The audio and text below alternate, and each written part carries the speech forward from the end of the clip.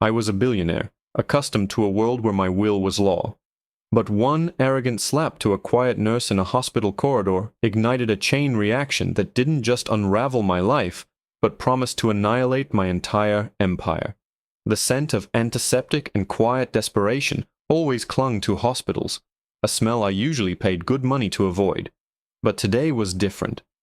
My mother, Eleanor, the bedrock of my entire life, was lying in a private suite in the city's most exclusive cardiac wing. Post-op. Fragile. The one thing my millions couldn't instantly fix.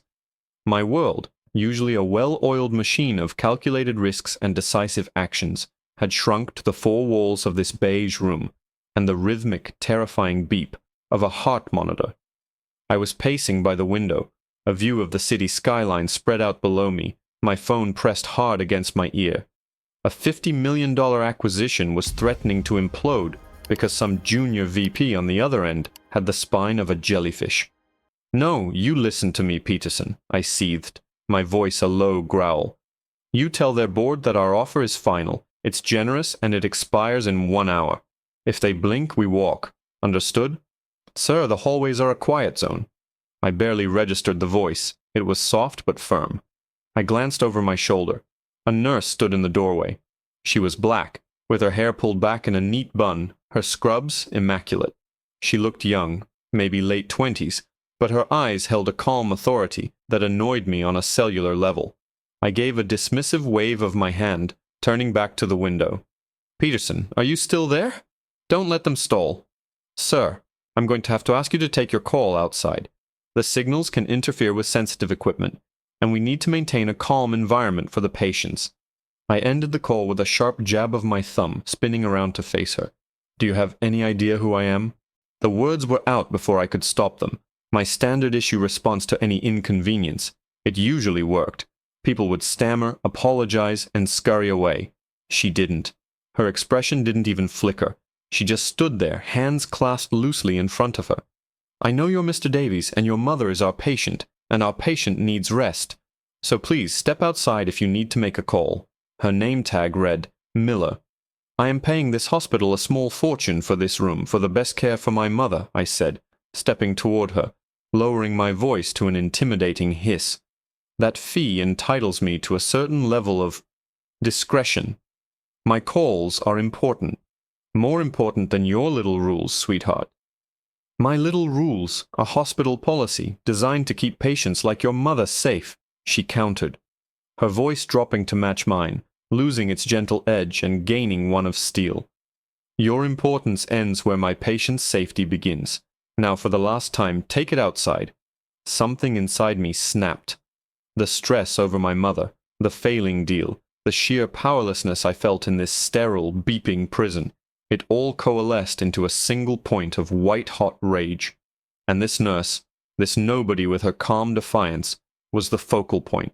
The audacity of her, to stand there, unflinching, telling me, what to do. It was more than an annoyance. It was a fundamental violation of the way my world worked. My phone buzzed in my hand. It was Peterson again. The deal was collapsing. They were balking. I saw red. I raised my phone to answer, to salvage the wreck, but Nurse Miller took a step forward, her hand slightly outstretched as if to stop me. "Sir, don't." And that was it. That was the final spark, the physical challenge. Before I was even aware of my own actions, my arm swung out. It wasn't the hand holding the phone, it was my other one, open-palmed. The crack of my hand against her cheek was shockingly loud in the hushed corridor. It echoed, a sharp, ugly sound that seemed to suck all the air out of the room. Time seemed to freeze. Her head had snapped to the side from the force of the blow. Slowly she turned back to look at me. Her cheek was already turning a dark, angry red. She raised a hand to touch the spot, her fingers trembling slightly. But her eyes weren't filled with tears or fear. They were filled with a terrifying, glacial calm. The warmth and professionalism were gone, replaced by something ancient and cold. She didn't scream, didn't cry, didn't even flinch. She just stared at me. The silence was broken by the sound of running footsteps. A security guard, and a man in a sharp suit. The hospital administrator I'd met earlier came rushing around the corner. They must have heard the slap. "What's going on here?" the administrator, a Mr. Evans, demanded, his eyes wide as he took in the scene. Me, breathing heavily, my hand still tingling. And Nurse Miller, standing like a statue, her cheek a canvas of my fury. "This man," she said, her voice perfectly level, devoid of any emotion, assaulted me. "Now let's all just calm down," I started, my bravado returning. "It was a misunderstanding, a moment of high stress. I'm sure we can sort this out quietly. I'll make a generous donation to the nurses' fund, whatever it takes." Mr. Evans looked from me to her, his face pale. "Sir, I think you fail to grasp the severity of this situation." "Oh, I grasp it," I scoffed. "She'll press charges, I'll get a lawyer, we'll settle. It'll be a headache. I've been through this dance before." Nurse Miller finally dropped her hand from her cheek. She looked at the administrator, and then her gaze settled back on me. A small, chillingly calm smile touched her lips. "Oh, I won't be pressing charges, Mr. Davies." I felt a flicker of relief. Maybe she was smarter than I thought. "And you won't need a lawyer," she continued, her voice soft as silk. "You'll need a priest." She pulled out her own phone. My eyes narrowed. Was she calling the union? The police herself? She tapped the screen a few times, then put it to her ear. The administrator, Mr. Evans, looked like he was about to be physically ill. He took a half step back from me, as if I were radioactive. "What is going on?" I demanded. Nurse Miller spoke into the phone, her voice now holding a strange, almost childlike lilt that was more terrifying than any shout. "Daddy? Hi, I'm okay, but it happened again. At work." She paused, listening. Her eyes never left mine. "Yes. He put his hands on me." Another pause, and her calm expression tightened for just a fraction of a second. "No, don't send the team. Please, just come talk to him. I think you should meet him." She listened for another moment. "Okay, I'll see you soon." She hung up and slid the phone back into her pocket. The administrator, Mr. Evans, visibly swallowed, his Adam's apple bobbing. He turned to me, his eyes filled with a new kind of terror, a terror that was on my behalf. "Mr. Davies," he whispered, his voice trembling, "I have to ask you to wait here. Do not leave the hospital grounds. For your own safety. Just wait." I laughed, a harsh, disbelieving sound. My own safety? From her daddy? What's he going to do? Scold me? Is he the head of the nurses' union? Nurse Miller simply looked at me, and for the first time, I saw an emotion in her eyes. It wasn't anger. It wasn't hurt. It was pity. The profound, sorrowful pity one reserves for a man who has no idea he just lit the fuse to his own annihilation. The pity in her eyes was more unnerving than any threat could have been. I was left standing in the corridor, a single, uncomfortable security guard posted near the doorway. He wasn't watching the door, he was watching me. The hospital administrator, Mr. Evans, had scurried away, muttering about making some calls. Nurse Miller, or just Miller, as I thought of her, had gone back into my mother's room. The rhythmic beeping of the heart monitor seemed to mock me, each beat a tick of a clock counting down to something I couldn't comprehend. My initial rage began to curdle into a sour mix of indignation and a tiny, gnawing splinter of unease. Her daddy. What was this, the schoolyard? I pulled out my phone, intent on calling my lawyer, on getting ahead of this.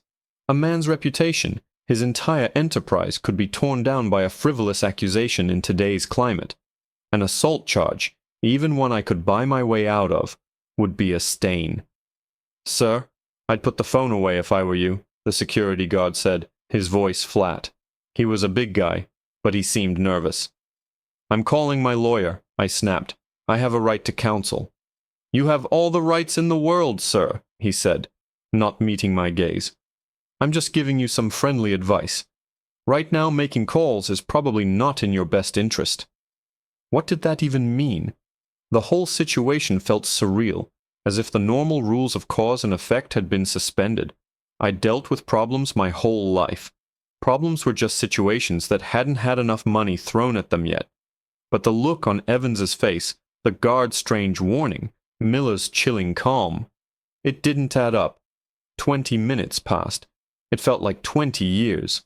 I could hear Miller's soft voice from my mother's room, a gentle, professional murmur. How could she go from being struck to calmly checking vitals? The disconnect was jarring.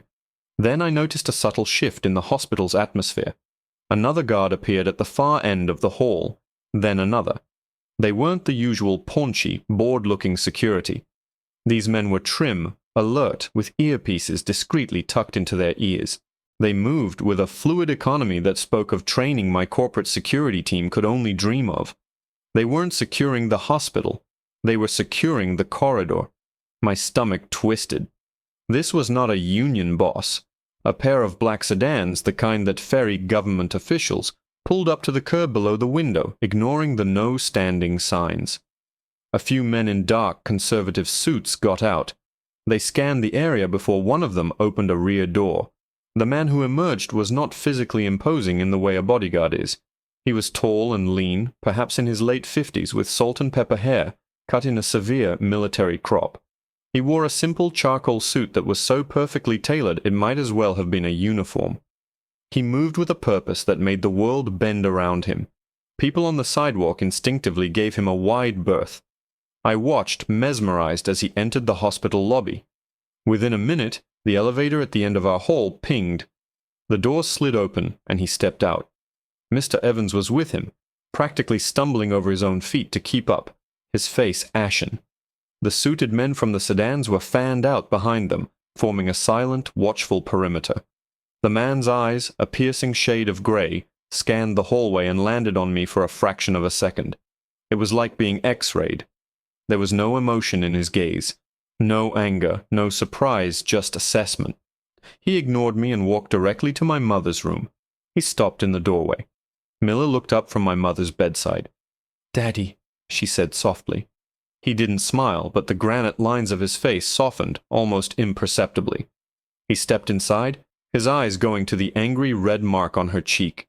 He gently tilted her chin up with his thumb and forefinger, examining the bruise. The temperature in the hallway seemed to plummet. I felt a cold dread, primal and unfamiliar, snake its way up my spine. He didn't have to say a word. The look on his face as he studied his daughter's injury was the most terrifying thing I had ever seen. It was the calm, methodical look of a man calculating trajectories, munitions, and acceptable casualties. After a moment he dropped his hand and gave her a slight nod. She nodded back. An entire conversation had passed between them in that silent exchange.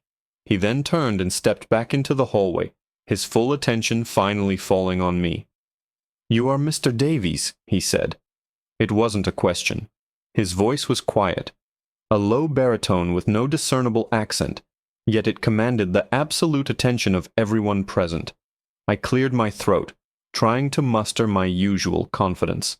"Yes, and look, I believe there's been a profound misunderstanding here." "There has been no misunderstanding," he cut me off, his voice like chipping ice. He took a step closer. "My daughter is Captain Elena Miller of the United States Air Force Nurse Corps. She has served 2 tours in active combat zones. She is here, on reserve status, as a personal favor to Mr. Evans because this hospital had a critical shortage of experienced trauma specialists. She has held the hands of dying soldiers and saved the lives of men you wouldn't be worthy of shining the shoes of. She is a decorated officer of the armed forces of this country." Each word was a hammer blow. "Captain? Air Force?" My mind reeled. The man continued, his gray eyes boring into me. "I am told you operate a company, Davies Holdings, a multi-billion-dollar entity, publicly traded. I also see you hold several key government contracts. Department of Defense, Homeland Security. Very lucrative contracts that keep your shareholders quite happy." The blood drained from my face. How in God's name did he know that? He'd been here less than 5 minutes. He glanced back towards his daughter, then his gaze returned to me, colder than before. "Those contracts all have strict ethics and moral conduct clauses. Clauses that become particularly relevant when a principal of the contracting company is found to have physically assaulted a commissioned officer of the United States military, even one on reserve duty." My legs felt weak. This was spiraling out of my control at a velocity I couldn't process. Mr. Evans, the administrator, finally found his voice, stammering, General Miller, sir, I want to assure you the hospital will take every possible action. My brain short-circuited on one word. General. My hands trembled as I fumbled for my phone, my fingers swiping frantically to open a web browser. I typed General Miller USF into the search bar. The first image that appeared was the man standing 10 feet in front of me. 4 silver stars glinted on the shoulder of his dress uniform in the photo. General Thaddeus, the Forge, Miller, chairman of the Joint Chiefs of Staff, the highest-ranking military officer in the entire country, the man who advised the president on matters of war. I think I made a small, choking sound. General Miller held up a hand, silencing Evans without looking at him. His focus was entirely on me. You were on the phone, I believe. Upset about a business deal. The acquisition of Aerodyne Tech. He knew the name of the company. The $50 million deal. My heart hammered against my ribs. Don't trouble yourself with it any longer, Mr. Davies. It's no longer your concern. He took one more deliberate step forward, closing the distance between us until he was standing directly in front of me. He was close enough that I could see the flecks of steel in his gray eyes. In fact, he said, his voice dropping to a near whisper, a sound more menacing than any shout, very little is going to be your concern from now on. You see, when you put your hand on my daughter, you didn't just break a rule. You made an enemy of the United States Armed Forces. And you, son, he paused, letting the weight of his statement settle, have just become my own personal special interest project. My world didn't just shrink, it imploded. The words, special interest project, echoed in the corridor, stripping the air from my lungs. The name Davies Holdings, my name, the empire I had built from my father's already sizable inheritance into a global behemoth, suddenly felt like a house of cards in a hurricane. This man wasn't talking about lawyers and lawsuits. He was talking about dismantling my life from the foundations up, using tools I couldn't even imagine. My phone, still clutched in my trembling hand, buzzed again. The caller ID read, Marcus Thorne, my chief legal counsel. Automatically, my thumb swiped to answer.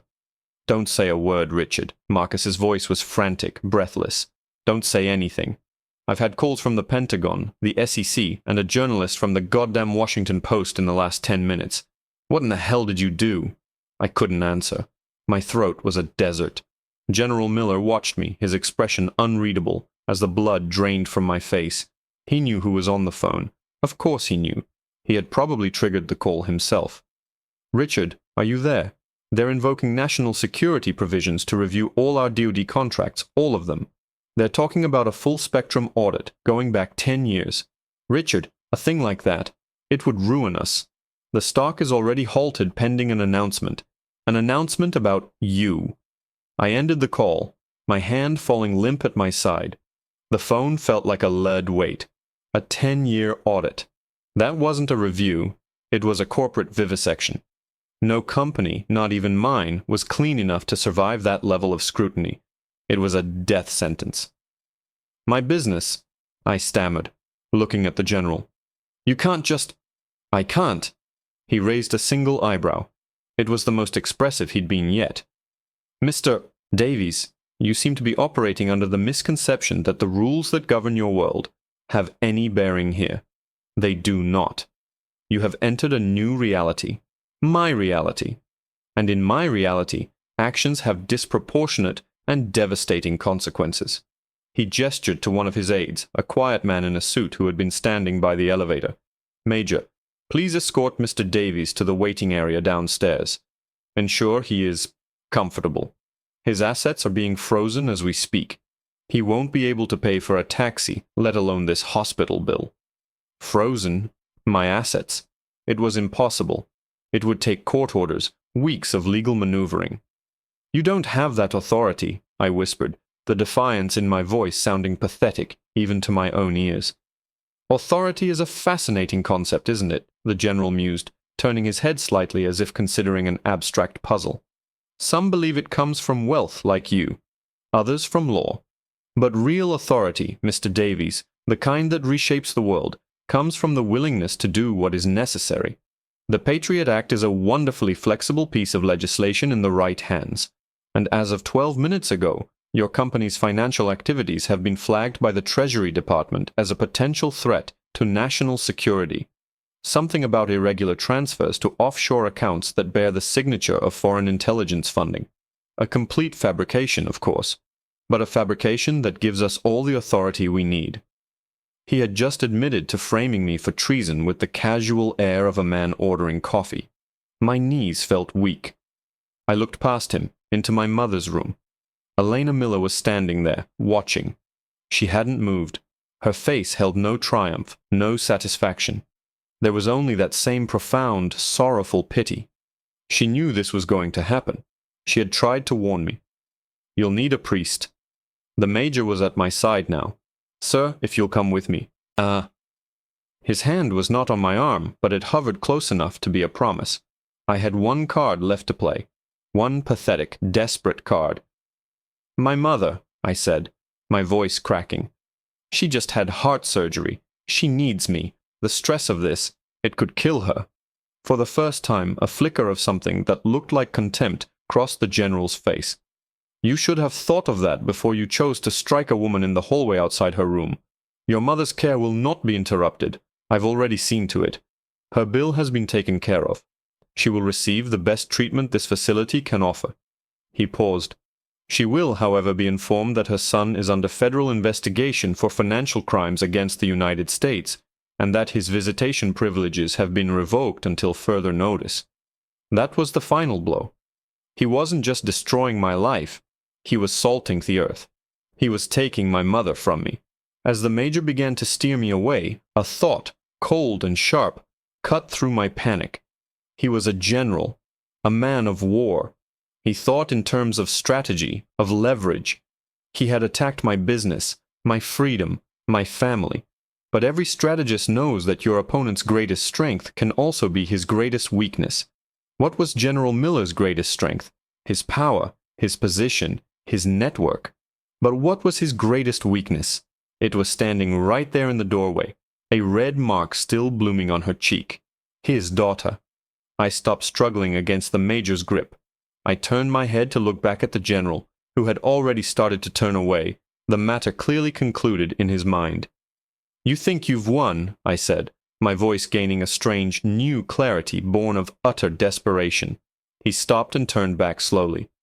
"You've shown me your weapons, General. My finances, the law, my reputation. You can take it all.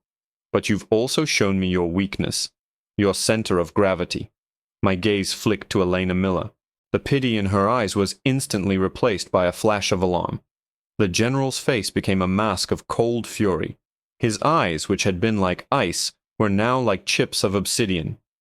"You would be wise," he said, each word a distinct, deadly threat, "to choose your next words more carefully than any you have ever spoken in your life." "I don't need to," I said, a wild, reckless gamble forming in my mind. "I don't need to say anything at all.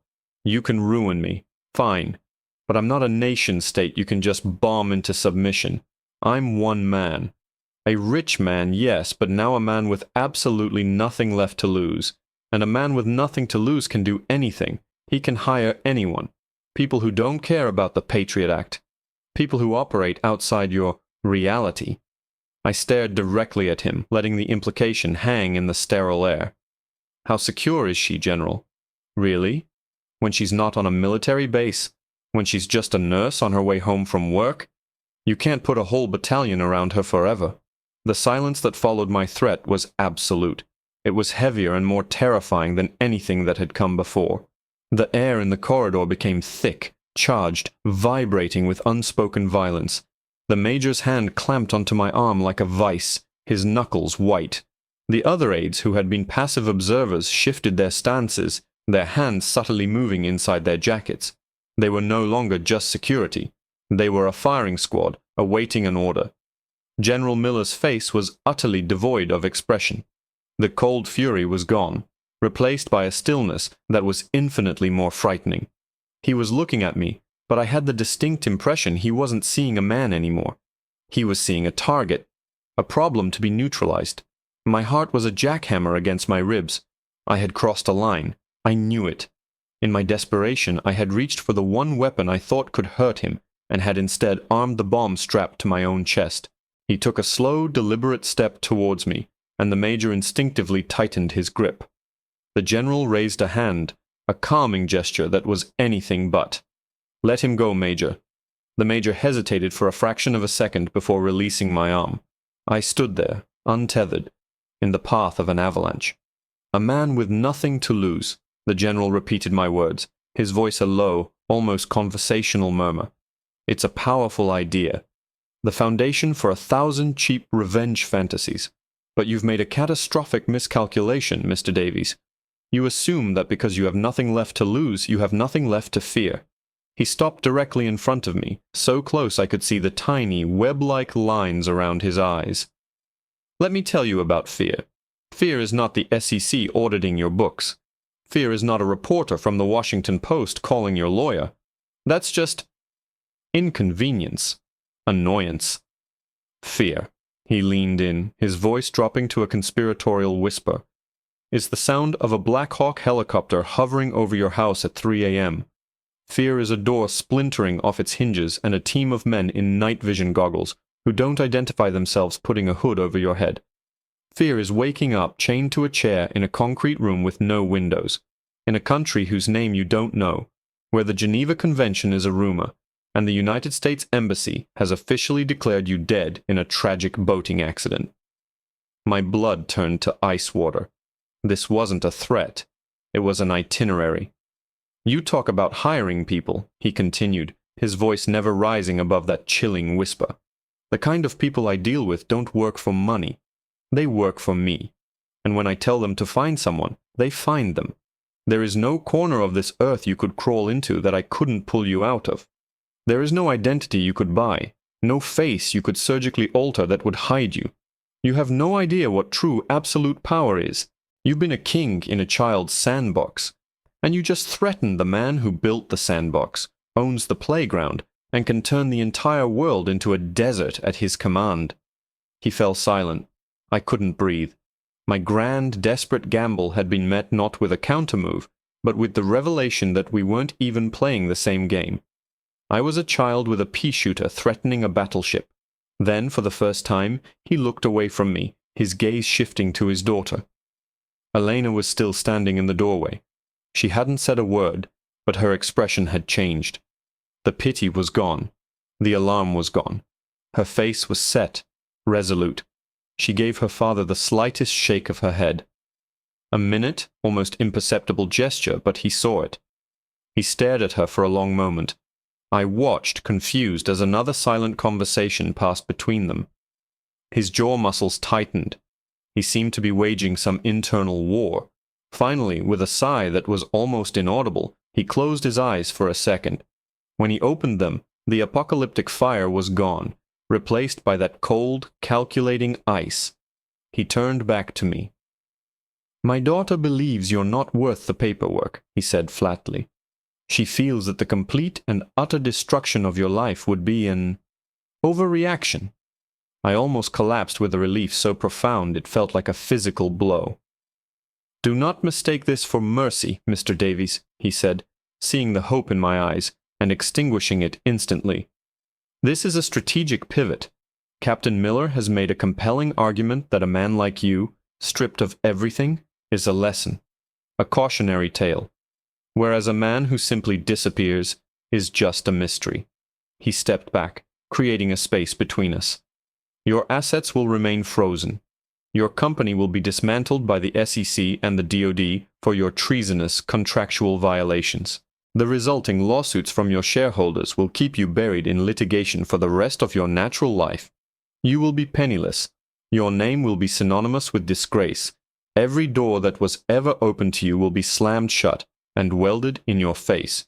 You will not go to a black site. You will not disappear. You will be forced to live. You will walk through the ashes of the world you built, and you will do it every single day. You will have nothing. You will be nothing. That, my daughter believes, is a fate far worse than a quick end in an unmarked grave." He was right. She was right. It was a punishment of exquisite and devastating cruelty. He had shown me the abyss, made me stare into its depths, and then pulled me back, not to save me, but to chain me to the cliff's edge for eternity. "Daddy," Elena said, her voice cutting through the tension. She stepped out of the room and walked over to me. She stopped and looked me in the eye. The anger, the fear, the pity, it was all gone. There was only a quiet, unyielding strength. "You owe me an apology," she said, her voice clear and firm. My mind was a wreck. I was still reeling from the whiplash of my own mortality. I stared at her, dumbly. An apology? It seemed so absurdly, comically inadequate. I'm sorry," I finally managed to choke out. The words felt like gravel in my mouth. They were true, but they were useless. An apology for a slap after my entire universe had been unmade. She nodded, a single sharp gesture of acknowledgement. "Thank you." Then she turned to her father. "It's over. Let's go check on Eleanor Davies. She's my patient, and I need to update her chart." Without another glance at me, Captain Elena Miller, USAF, walked back into my mother's hospital room.